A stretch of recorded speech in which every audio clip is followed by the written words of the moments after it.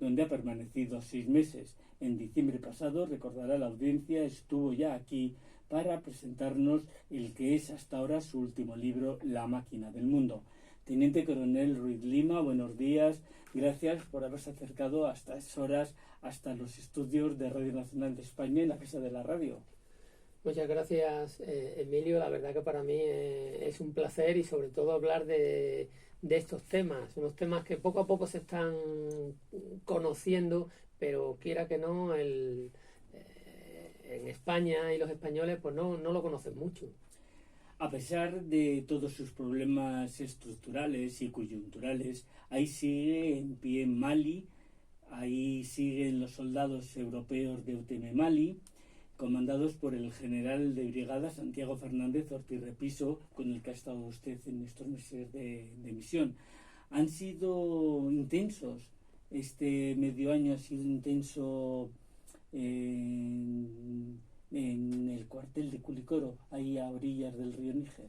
Sí, bueno, todas las misiones son intensas y todas las misiones tienen sus particularidades y esta, pues bueno, ha tenido la particularidad de, como todo el mundo conoce, del cierre del destacamento español de UTM en Culicoro.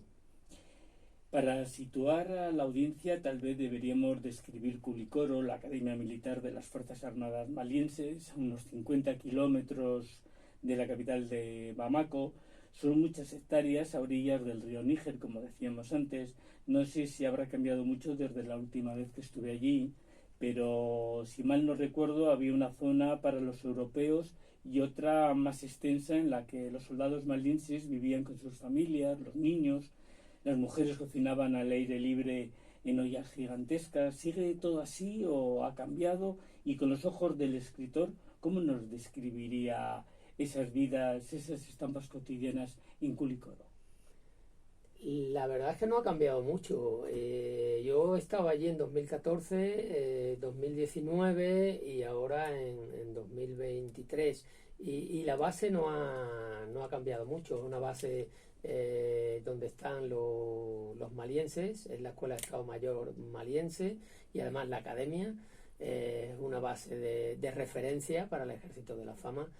Y bueno, yo he estado, ya digo, en 2014, 2019 y 2023 y no ha habido un cambio.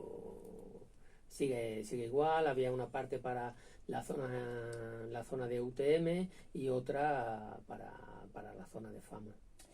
En estos 6 meses de misión en Mali, como soldado, pero también como escritor, ha profundizado en esas relaciones culturales y humanas entre los antiguos habitantes de las tierras malienses y los de la España de hace varios siglos. Usted asegura que España vive en el corazón de Mali. ¿Dónde se ubica ese corazón? España vive en el corazón de Mali, pues porque llevamos muchos siglos. Puedo decir que desde 1300 ahí, ¿no? Con la influencia que hemos dado. Y ese corazón está en la curva del río Níger. Como ha contado antes, desde Culicoro uno puede ver en la base, si uno sube al Monte Keita o a Opitango, lo que nosotros llamábamos la zona de Opitango, uno puede ver el río Níger. Y se puede imaginar, siguiendo la corriente del Níger, porque la corriente del Níger es curiosa, parece que va al contrario, ¿no? Que el río debiera de ir hacia el sur y sin embargo ese río va hacia el norte, y en toda la curva del río Níger ha habido presencia española desde hace muchos siglos y es más, se habló castellano y se escribió aljamiado durante 2 siglos y medio. ¿Durante mucho tiempo? Sí, en 1300 ya empieza a haber huellas andalusíes. Y el primero de ellos es el poeta Esaheli. Esaheli nace en Granada y termina por una serie de los tiempos aquellos, pues hay una revolución alfaquí y los alfaquíes se hacen con el poder y él tiene que salir corriendo. Y Esaheli huye pues por la ruta natural, ¿no? La ruta natural es hacia el sur. Estamos hablando de Al-Ándalus, cuando Al-Ándalus era prácticamente la península ibérica, ¿no? Y, y termina yendo a la Meca. Y es la Meca donde conoce a Kanko Musa. Kanko Musa era emperador del imperio Songhai de Maliense, y dicen que era el hombre más rico del mundo. De hecho, hay una gran caravana, organiza una gran caravana, va repartiendo oro durante todo su viaje hasta la Meca, y en Alejandría cuentan que en Egipto había tanto oro que había dejado el emperador que terminaba por no valer casi nada, ¿no? Se produjo una inflación terrible. Bueno, pues en la Meca conoce con Comusa a Esageli, sabe que es el primer poeta del Andalus, esa poesía está en la biblioteca de Cádiz, y termina, pues digamos, contratándolo, y va con él. Con su mezquita y biblioteca, ¿sería Tombuctú la principal ciudad maliense con la presencia o herencia hispana? Sí, ¿O hay más lugares? Sí, desde luego. El primero que llega con la biblioteca de Cati, cuando hablamos de la biblioteca de Cati, es Ali Ben Suya Al-Quti. Al-Quti posiblemente evoluciona de El Godo. Se dicen descendientes de Witiza.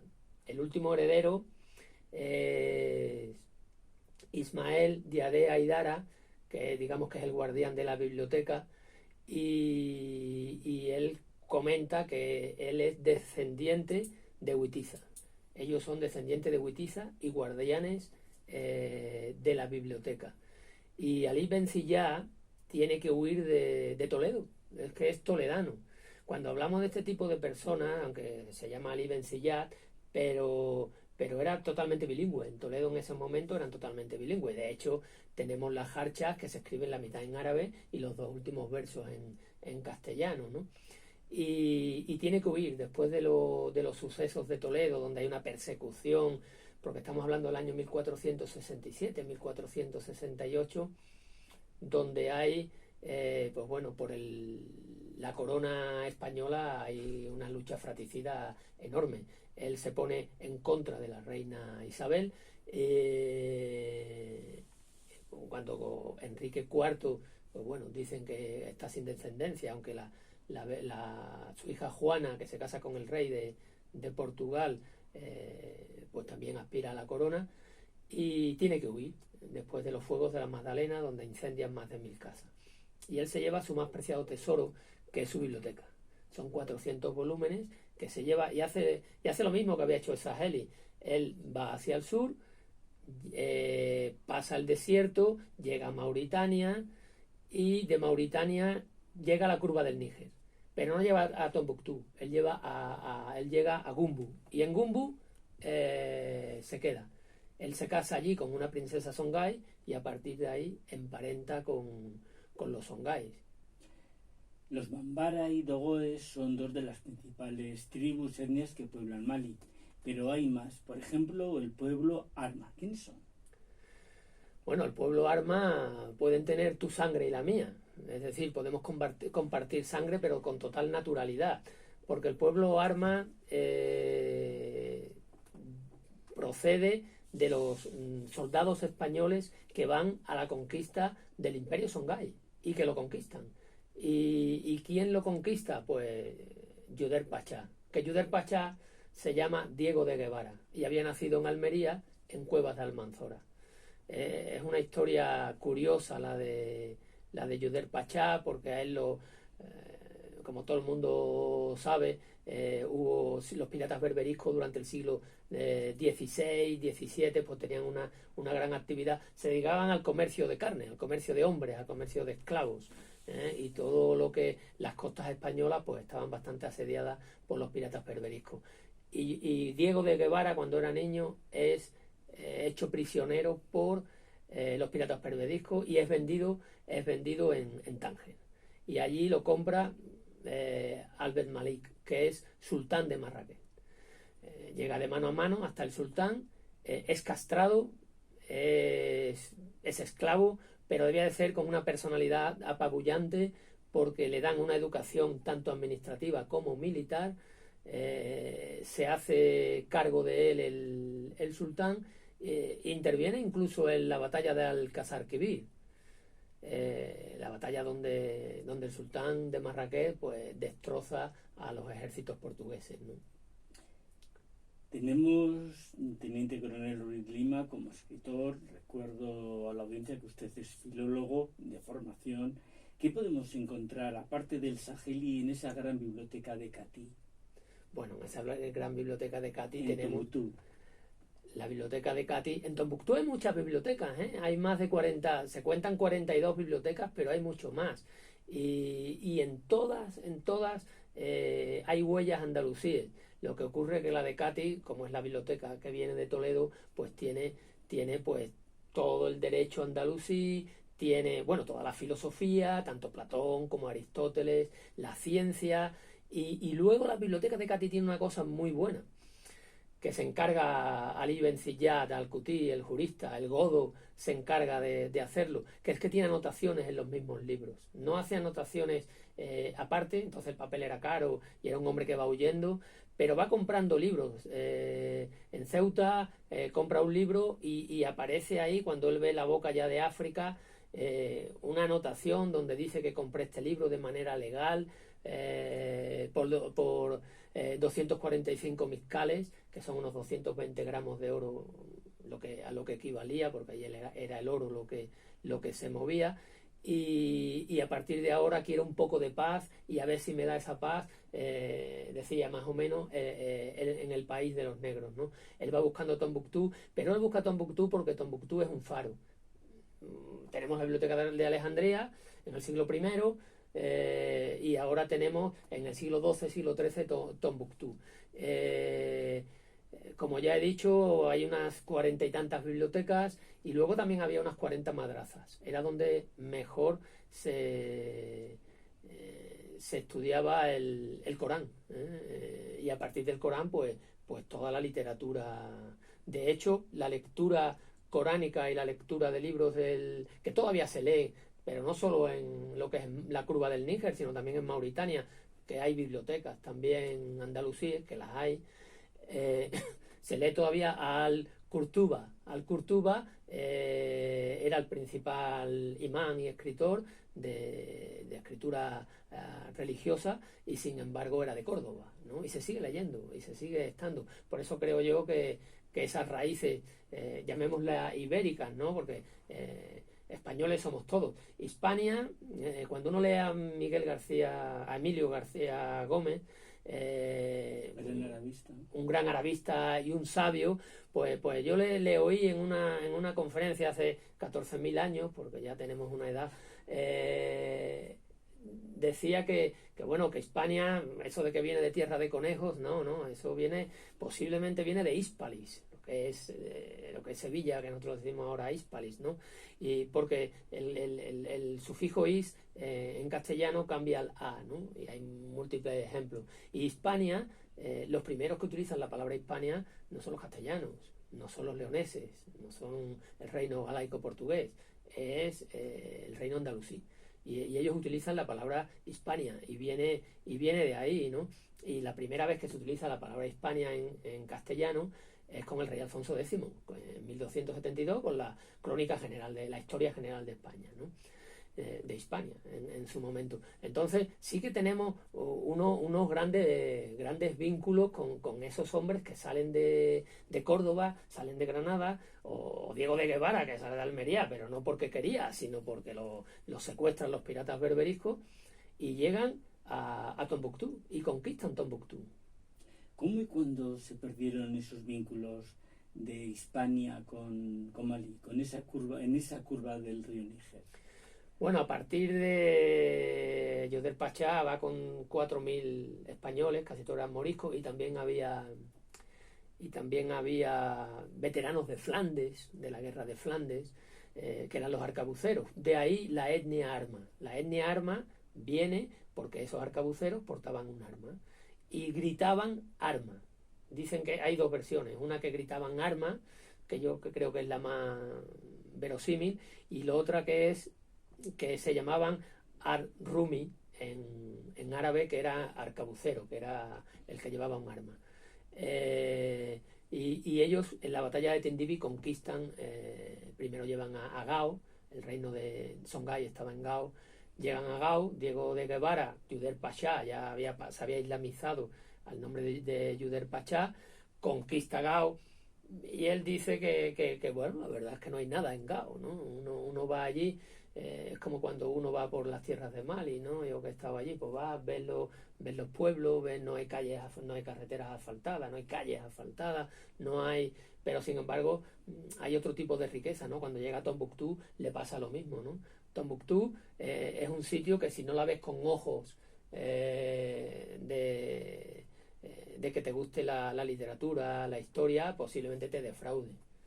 Pero no es así. Tombuctú es el oro para mí es el oro de África.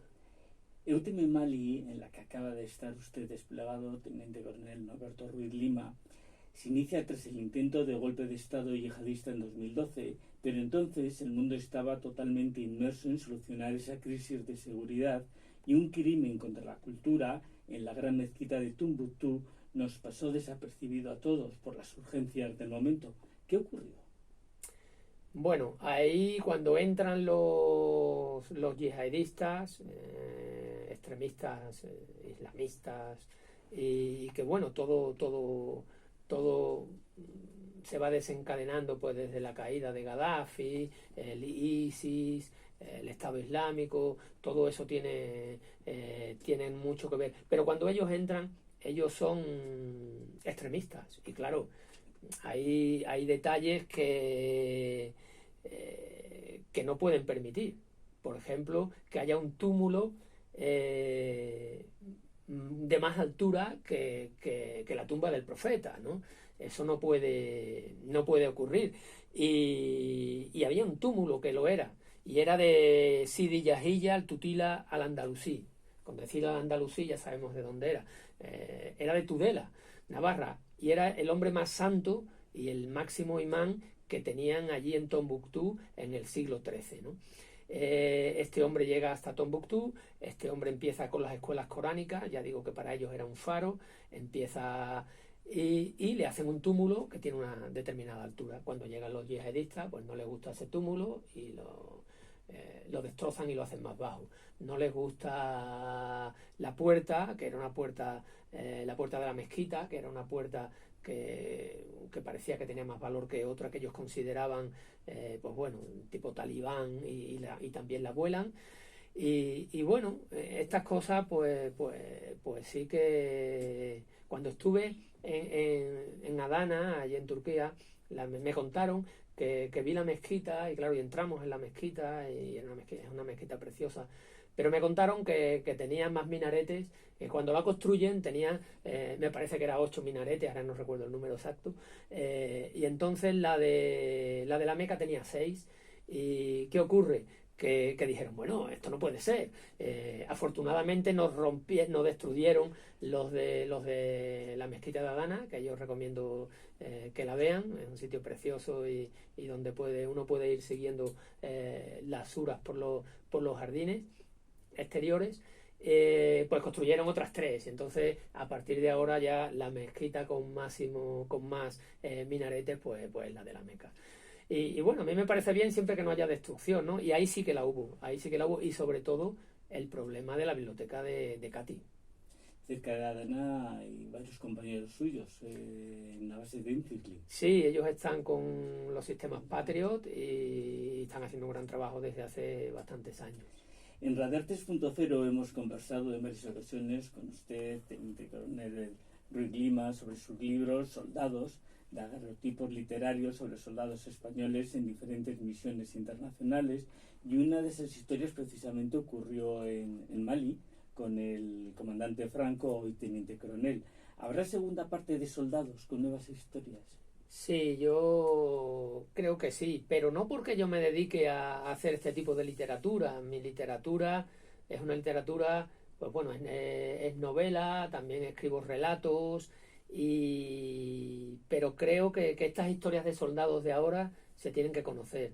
Y aunque no sea la literatura que yo elegí para escribir, ni es un estilo que me ayude. Es muy diferente a La máquina del mundo. Muy, muy diferente, no tiene nada que ver. Yo a veces que me leo en uno y en otro digo, pues son dos escritores diferentes, ¿no?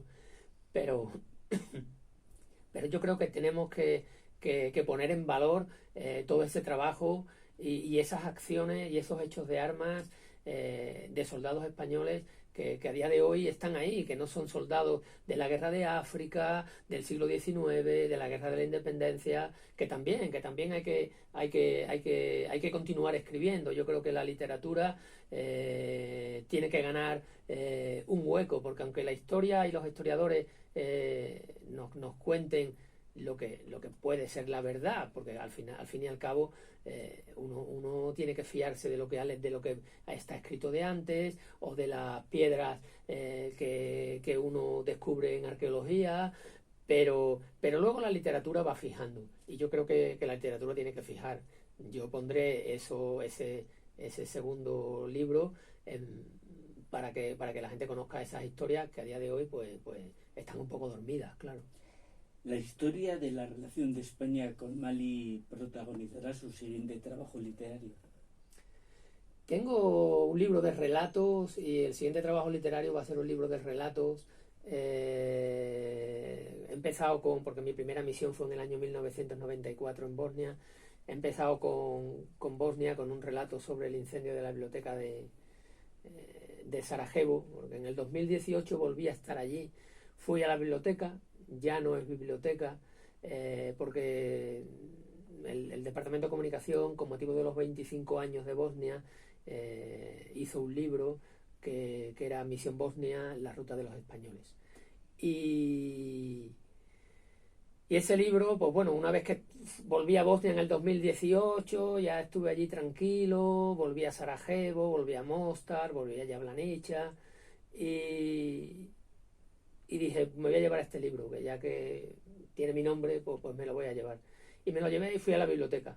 Mi sorpresa es que me dijo la chica que estaba en la conserjería que aquello ya no era la biblioteca, que por fuera habían dejado igual, pero que la biblioteca ahora estaba en la universidad, pero que no me preocupara, que ella se encargaba de llevarla a la nueva biblioteca de Sarajevo.